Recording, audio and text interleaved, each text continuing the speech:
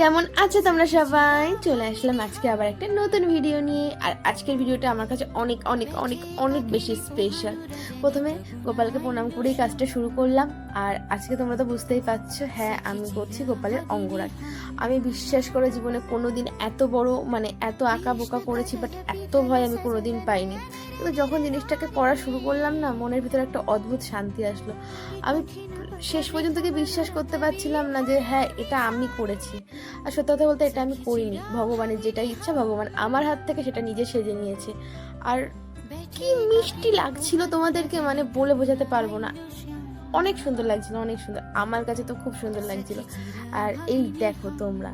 আর তারপরে তো তিথি আমাকে বললো যে আমার ফোনে একটু কভারে রং করে দেয়। তোমরা কি একটা জিনিস লক্ষ্য করেছো? গোপালের আমি হার্টবিট এঁকে দিয়েছি। আর কেমন লাগছে গুড্ডুকে তোমরা প্লিজ জানিও। ওর নাম গুড্ডু। তো আজকে ভিডিও পর্যন্ত, টাটা।